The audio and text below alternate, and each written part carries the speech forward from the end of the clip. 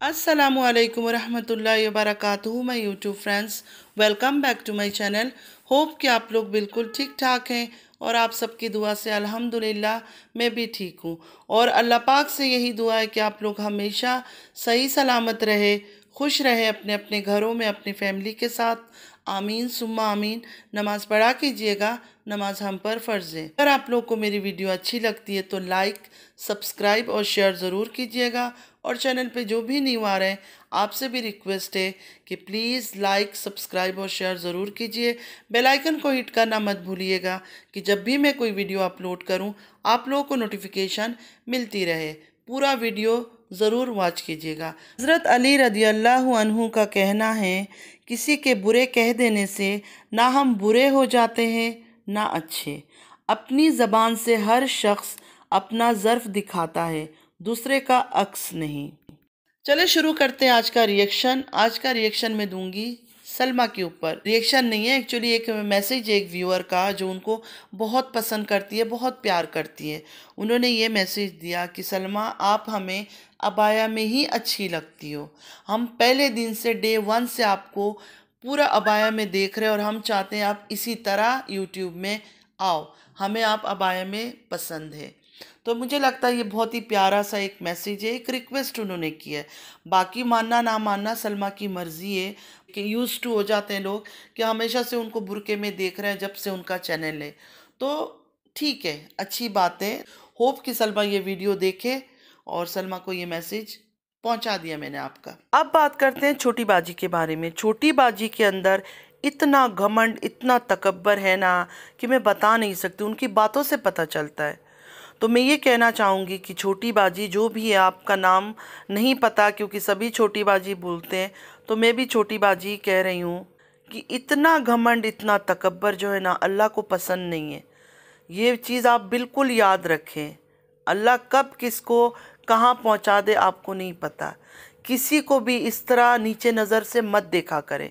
अगर हमारे घरों पे लोग काम करते हैं उसका मतलब ये नहीं है कि वो इंसान नहीं है, कि हम उनको इंसान ही ना समझें, उनको समझे कि नहीं वो कचरा है। ऐसा नहीं होता है। जब आपका मतलब था, आपको चैनल बनाना था, तो आपने रुबीना जी के नाम पर चैनल बनाया, खूब उनको इस्तेमाल किया। आप उनके पीछे पीछे घूमती थी, चाहे पूरा टाइम आप रुबीना रुबीना करती थी। फिर अचानक आप लोगों के बीच क्या हुआ? कम से कम वो राज भी तो बता दें। वो राज बता दे कि अचानक रुबीना जी आपके घर से रोती हुई क्यों निकली, किस वजह से निकली। आपने उनको ऐसा क्या कहा जो उनको इतना चोट पहुंचा कि वो रोती हुई आपके घर से चली गई। अब आपको पता चल रहा है काम वाले, हर चीज़ खामोश था, साइलेंट था। आपका तो बीच में कोई अमल दखल ही नहीं था, लेकिन नहीं, आपने बीच में कूदा, जंप मारा और बातें की। तो बार बार ये चीज़ें ना बोला करे कि नौकर है, अच्छी बात नहीं है। कौन सी बात आपके मुंह से निकले और अल्लाह को बुरा लग जाए। घमंड जो होता है ना, बहुत बुरा चीज़ है, बिल्कुल नापसंदीदा चीज़ है ये सब। तो कोशिश करें अपने ज़बान को कंट्रोल करने की। गालियाँ मैंने सुना आप भी बहुत निकालती है। मुझे काफ़ी लोगों ने बोला है कि आपकी कमेंट में भी कोई कुछ बोलता है तो आप सीधा गाली निकाल देती है और उसके बाद अपना जो वीडियो होता है लाइव या जो, वो आप डिलीट कर देती है। लेकिन सुनने वाले तो सुन लेते हैं। ये लड़ाई आपने शुरू किया, आपकी और दिलबर की हो रही है। अगर आप ये चाहती है कि रुबीना जी दिलबर को डांट दे और मना कर दे, तो क्या आपको नहीं पता? आपको नहीं पता कि वो किस टाइप का है, दिलबर किस तरह का इंसान है? कि इवन इतना तक कह दिया कि वो मर गई है। आप उस लड़के से उम्मीद कर रही है कि आपकी हक में बात करे रुबीना जी और वो मान जाएगा। फिर आप रुबीना जी को क्यों गंदा कर रही है? उन्होंने तो कुछ नहीं कहा ना, लेकिन आप उन बेचारी को गंदा कर रही है। अगर उन्होंने कोई राज अपना आपको बताया, कोई प्यार किया आपके साथ, तो आप उनको आप शर्मिंदा करेंगे उन चीज़ों पर। छोटी बाजी, ख़ानदानी लोग ऐसे नहीं होते। ख़ानदानी लोग कभी किसी से लड़ाई में पहल नहीं करते, वो गंदगी से दूर रहते। लेकिन आप तो खुद गंदगी में आके कूद रही हो, फिर आप आके यूट्यूब में रोना भी शुरू कर देती हो। इन चीज़ों से तो साफ दिख रहा है कि आप सिर्फ सिंपैथी लेने की कोशिश कर रही हो कि मेरी व्यूज़ बढ़े, वरना आप तो खुद ही हट जाती। गलती भी आपकी है। वो लोग नहीं बोल रहे थे आपके बारे में कुछ, आपने स्टार्ट किया, तो गलती आपकी है। अब बात करते हैं दिलबर के बारे में। दिलबर कैसा है हम सब जानते हैं। दिलबर से कुछ भी गंदगी की उम्मीद किया जा सकता है। दिलबर की वाइफ ने उसको खाने के टाइम कुछ खाना मांग रही थी बाहर बैठ के, और दिलबर ने इतनी बड़ी गंदी बात कहा था, उसी से पता चल गया था कि दिलबर के घर में भी ये सब चीज़ें आम हैं। मतलब वो लोग नॉर्मल टाइम में भी हंसी खुशी मजाक प्यार में इस तरह की गंदी बातें करते हैं। अच्छा, इनको देखकर, दिलबर को और छोटी बाजी को देखकर ये लगता है कि दोनों एक ही कैटेगरी के हैं, मतलब एक ही किस्म की सोच रखते हैं, एक ही किस्म की ज़बान रखते हैं, तभी तो इनका टक्कर चल रहा है। दिलबर ने वॉइस लिख किया जो कुक था छोटी बाजी का, उसका, जिसमें वो छोटी बाजी के बारे में ही उल्टा सीधा बोल रहा था, मनहूस है, ये है वो है। अच्छा, दूसरे दिन छोटी बाजी ने टक्कर में एक वॉइस लिक और कर दी जिसमें दिलबर नैना को गंदा से गंदा गाली दे रहे। मतलब खुद अंदाजा लगाए कि ये लोग तो एक दूसरे से खुद टकरा रहे हैं। छोटी बाजी जंग लड़ रही है, फिर कहती है यह हमारा नौकर है, यह हमारे घरों में काम करता था, हमें तो इनका मुंह नहीं लगना चाहिए, आपको तो दूर रहना चाहिए था। वो दिलबर तो है ही गलत, उसको सब जानते हैं, सारा यूट्यूब जानता है, जितने लोग रिएक्शन देते हैं सबको पता है कि वो कैसा जबान का है। लेकिन आप क्या कर रही है? आप तो अपने गिरेबान में झांको कि आप कितनी गलत कर रही हो। मैं सिर्फ इतना सा कहूँगी जितना मुझे समझ है, जो इज्जतदार औरतें होती हैं ना, वो गंदगी से खुद को बचाती है, ना कि गंदगी में जंप मारती है। जिनको अपने ख़ानदान का डर है, जिनको अपनी फैमिली का डर है, इंसल्ट होगा, मेरी कोई करेक्टर असैसिन करेगा, वो इन गंदगियों से दूर रहेगी, अपने आप को बचा बचा के रखेगी। भले यूट्यूब में काम करे, काम करना कोई बुरी चीज़ नहीं है, लेकिन किसी की लड़ाई में, किसी की दंगे पंगे में नहीं पड़ना चाहिए, दूर रखना चाहिए। अपना सेफ्टी अपने हाथ होता है, ये बात तो सबने सुना होगा। उसी तरह अपनी इज्जत भी अपने हाथों में होता है। तो आपसे मैं यही कहूँगी बाजी कि आप इतना घमंड ना किया करें। आपकी बातों से, आपकी हरकतों से, जिस तरह आप टक्कर पे टक्कर ले रही हैं ना, ऐसा लगता है कि आप और ये डीडी दोनों सेम कैटेगरी के, दोनों का नेचर सेम है, दोनों की आदतें सेम है।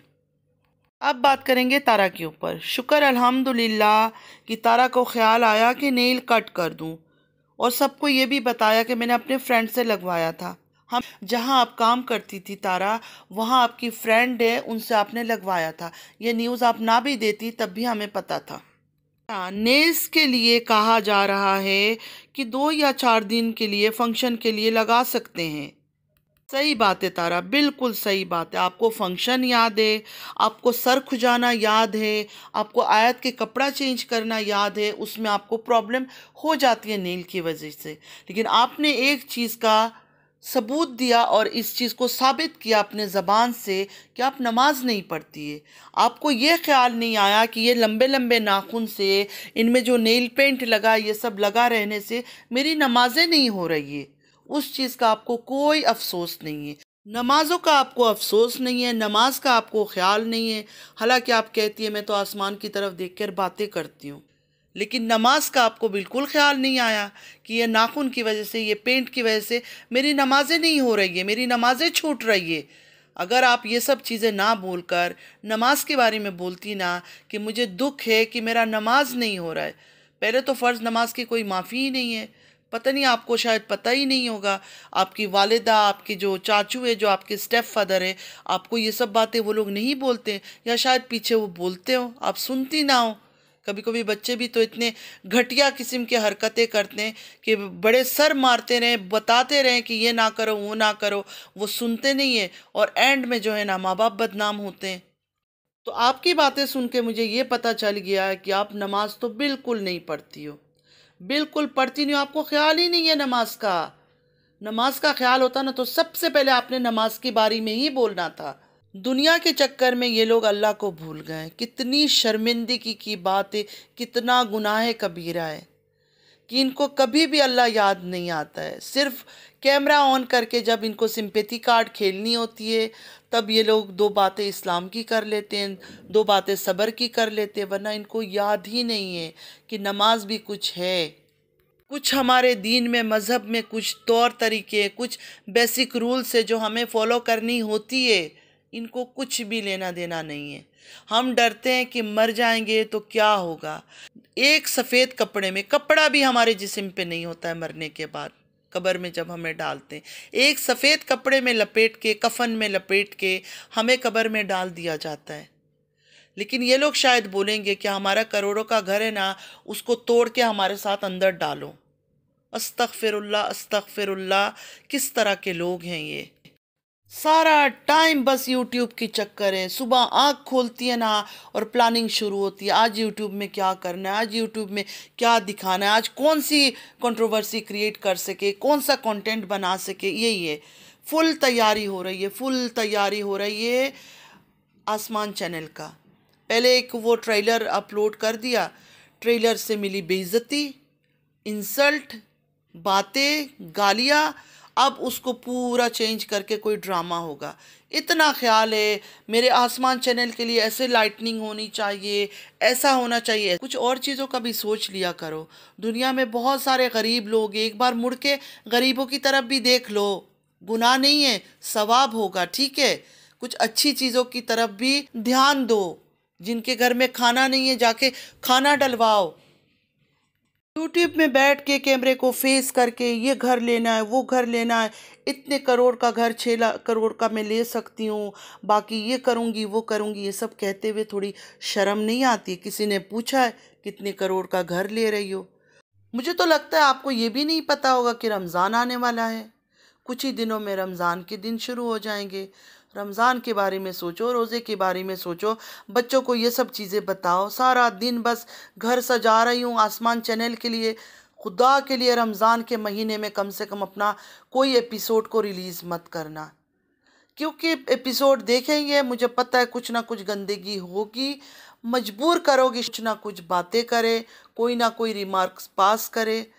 आज के लिए फ्रेंड्स इतना ही। नमाज पढ़ा कीजिएगा, नमाज हम पर फ़र्ज़ है, नमाज की कोई माफ़ी नहीं है। चलती हूँ, दुआओं में याद रखिएगा। ज़िंदगी रही फिर मुलाकात होगी। अल्लाह हाफिज़।